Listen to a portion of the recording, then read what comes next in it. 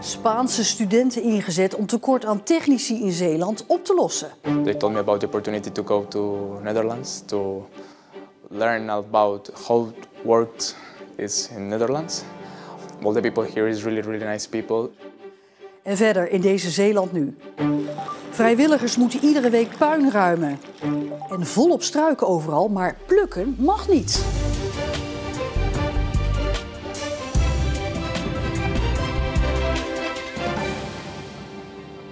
Goedenavond. Het tekort aan goede techneuten in de provincie is nog altijd nijpend.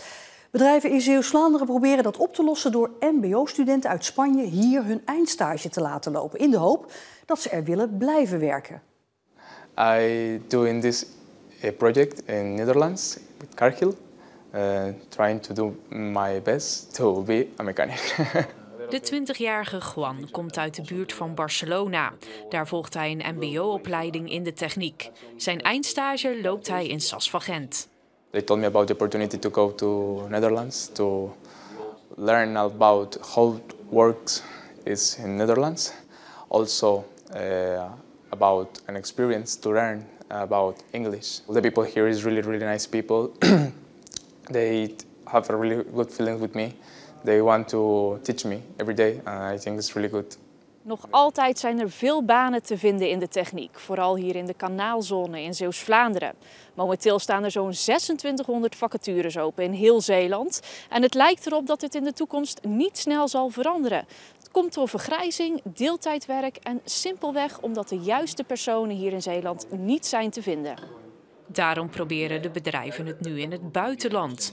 Maar dat is niet eenvoudig. In 2020 werd het project al opgestart.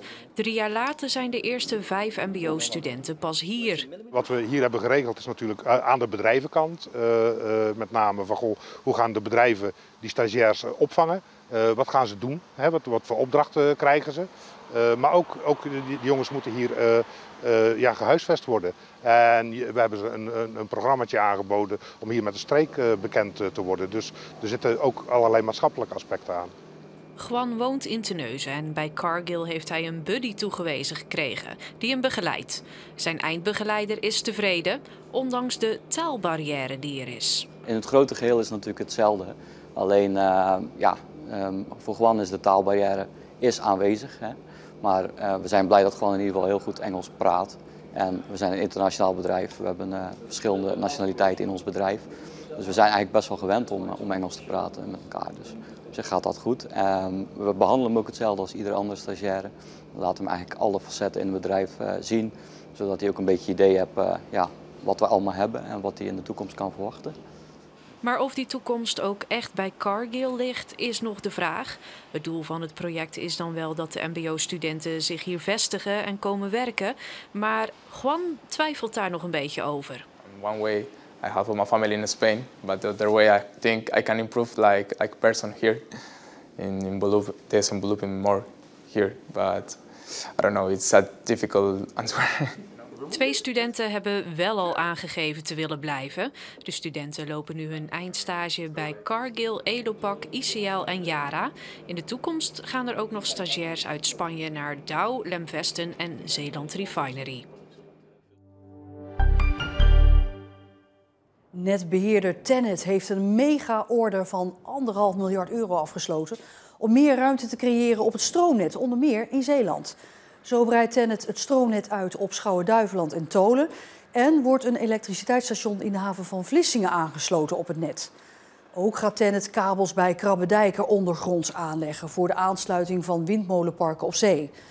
Een aantal weken geleden werd bekend dat het stroomnet in Zeeland vol zit en dat nieuwe aanvragen voor elektriciteit van bedrijven op een wachtlijst komen. Ergernis over afval in de grachten in Middelburg heeft ervoor gezorgd dat vrijwilligers de handschoen hebben opgepakt en de grachten zelf zijn gaan schoonmaken. Dat doen de vrijwilligers vanaf een rondvaartboot. Er komen hier mensen die te gast zijn in Middelburg. En dan is het toch wel heel raar als je door een gracht vaart die gewoon vol ligt met troep. Dus dan moet je je soms voor excuseren. En dus vaart een ploegje nu iedere week een rondje om afval op te vissen. Dat doen de heren op een bijzondere manier. Goeie vangst. Oh, hoppatee. Jan die kwam met het idee om een hark mee te nemen. En dat werkt ontzettend goed, want daar blijft heel veel aanhangen. Dus ja, waar maak je het mee? In welke stad maak je mee dat de grachten aangeharkt worden? Dat is alleen in Middelburg. Een wel heel bijzonder schip deed vanmiddag Zierikzee aan. De Kamper Kogge, een vrachtschip uit de middeleeuwen, vaarde de haven in. Daarmee opende het de middeleeuwse toestanden, een meerdaagsfeest waarmee Zierikzee de zeeslag op de Gouwe herdenkt. Die zeeslag leidde weer tot de Vrede van Parijs, wat wordt gezien als het begin van het huidige Zeeland. 700 jaar geleden voeren dit soort schepen, dat waren eigenlijk de containerschepen in de middeleeuwen zou je kunnen zeggen, die verzorgden de handel en het transport. Als er dan oorlog was, dan werden dit soort handelsschepen omgebouwd tot oorlogsschepen. Er werden kleine kastelen opgezet waar dan tientallen boogschutters op konden staan. En in linies ging men elkaar dan te lijf. De komende dagen is Zierikzee dus omgetoverd tot de middeleeuwen. En daar zijn allerlei activiteiten ook te zien en te beleven. Het bramenseizoen is weer begonnen, dus plukken. Maar zou je zeggen, volop struiken langs de kant van de weg en langs wandelpaden. Maar dat kan niet zomaar, want wildplukken is verboden in Nederland. Kijk, hier hebben we wel hele mooie ranken met volop bramen er nog aan. Hier hangen er ook. Die hangen net een klein beetje uit het zicht. Bramen, bramen en nog eens bramen. De struiken hangen er nu vol mee. Hoewel, langs dit pad in de Zwaakse Wil is er inmiddels al veel geplukt, terwijl dat officieel dus niet mag. Dit is in principe een rijk gedekte tafel voor de natuur, voor de merels, voor de zanglijsters, voor andere vogels die ervan profiteren. Het is hun voedsel. Het is ook heel belangrijk dat er dus voldoende bramen, bessen en andere dingen overblijven, vruchten in de natuur overblijven, juist voor die vogels. Er wordt wel gedoogd dat mensen een handjevol of een klein schaaltje met bramen plukken. Je hoeft dus niet bang te zijn dat je meteen op de bom gaat, maar er zijn wel wat regels waar je aan moet houden. Genoeg overlaten voor de vogels dus en... Zorg in ieder geval ook voor dat je op de paden blijft altijd, dus dat je niet de natuurgebieden ingaat. Als je vanaf het pad plukt, dan verstoor je de natuur ook niet. En de laatste, iets minder streng. Geniet ook vooral van de natuur als je dat aan het doen bent. Want wat is nu lekker op een zomerse dag om inderdaad een schaaltje bramen te plukken. En even het geluid van een groene specht of van een merel of het zien van een roodborstje. Ja, geniet daar ook vooral van. En meer over dieren, dierenasiels die vol zitten. Ja, het hoort een beetje bij de zomer, maar dit jaar lijkt het echt de spuigaten uit te lopen. De asiels in Zeeland zitten bomvol, vooral met katten en kittens. En de drukte is ook veel vroeger begonnen dan andere jaren. Want het probleem is, wij zitten helemaal stampvol. We hebben op het moment 71 katten. Dus we hebben eigenlijk gewoon geen plaats voor nog meer katten.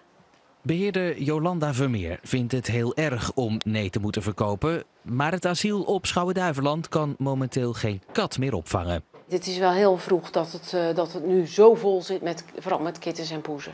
Hoe zou dat komen, denk je? Ik vermoed dat het toch nog een vleugje is van de corona en nawee. In de periode met corona dat er heel veel mensen die niet weten wat het inhoudt om voor een dier te zorgen. En dan schrikken ook van dierenartsenrekeningen. Want een dierenarts is gewoon schrikbarend duur.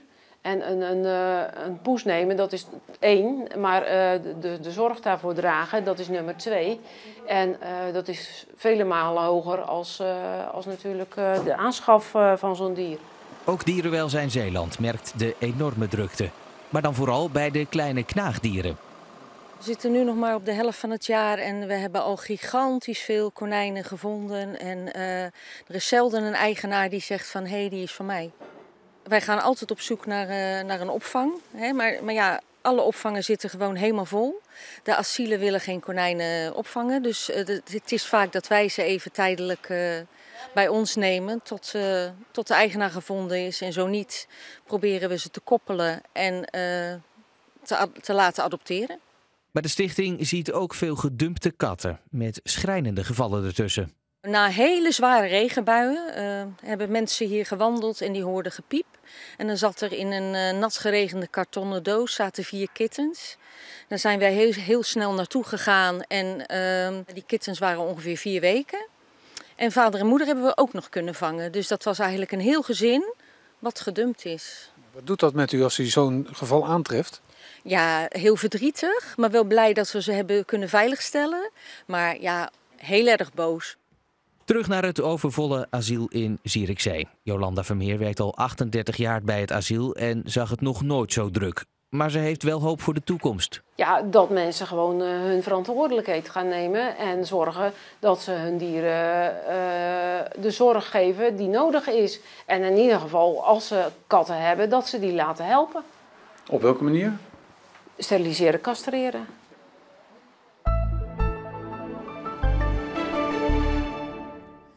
Eindelijk was het vandaag in Zeeland weer een zonnige zomerdag. Dus naar het strand en erop uit. En met temperaturen tegen de 25 graden die werden bereikt op sommige plekken in Zeeland. En ook morgen wordt het een echt zomerse dag met uitschieters dan tot 26 graden. Zaterdag valt het dan weer even terug, maar daarna wordt het toch weer beter. Het blijft een tikje wisselvallig, maar de temperaturen die blijven ruim in de 20 graden. En tot zover deze Zeeland Nu. Kijk op onze app of op onze site bijvoorbeeld naar bij welke clubs Zeeuwse voetballers het komende voetbalseizoen actief zullen zijn. Nog een hele fijne avond.